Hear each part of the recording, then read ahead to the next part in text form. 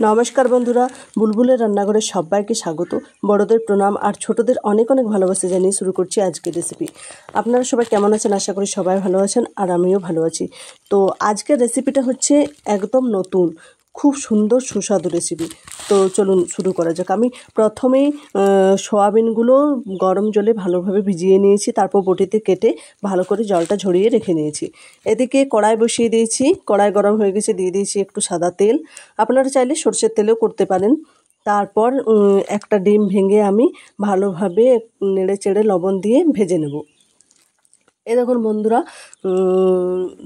খুব সুন্দর আমার ডিমটা ভালোভাবে ভাজা হয়ে গেছে। এবার আমি নামিয়ে নেব। আর ওই কড়াইতেই আবার আমি সাদা তেল দিয়ে সয়াবিনগুলো ভেজে নেব।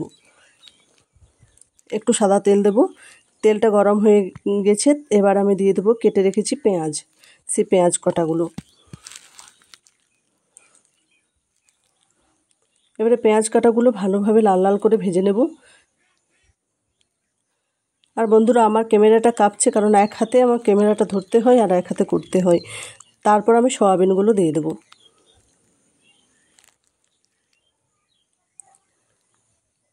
এবার আমি সয়াবিন ভাজানোর জন্য এবার দিয়ে দেব পরিমাণ মতো লবণ,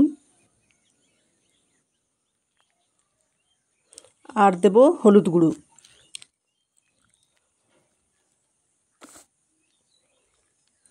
আর বন্ধুরা, যারা এখন আমার নতুন বন্ধু আছেন, এখন চ্যানেলটা সাবস্ক্রাইব করেননি, প্লিজ বন্ধুরা আমার চ্যানেলটা সাবস্ক্রাইব করে আমার পাশে থাকবেন।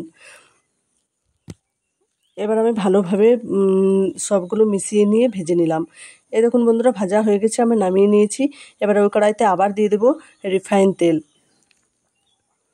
আপনারা চাইলে সয়াবিনের সঙ্গে কাঁচা ডিমটা ভেঙে মিশিয়ে ভেজে নিতে পারেন, কিন্তু আমি আগে ডিমটা ভালো করে ভাজলাম, তারপর সয়াবিনটা ভাজলাম। এবার আমি দিয়ে দিলাম বেটে রাখা পেঁয়াজ।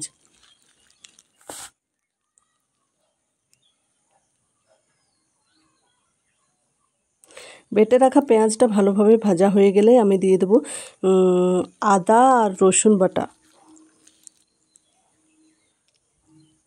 ওটাও ভালোভাবে ভেজে নেব।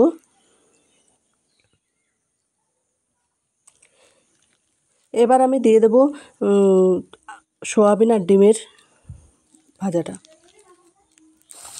এবার সবগুলো একসঙ্গে নেড়ে চেড়ে মিশিয়ে নেব। যেহেতু আমি আগে লবণ দিয়েছি, তাই আর লবণ দেবো না। এবার আমি বেটে রাখা মশলাটা দিলাম, জিরে আর লঙ্কা বাটা।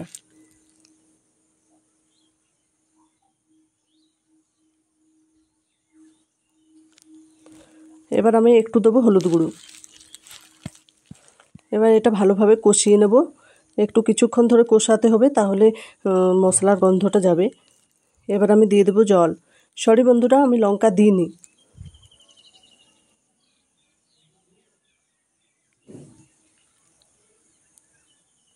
এবার দিয়ে দেবো জল।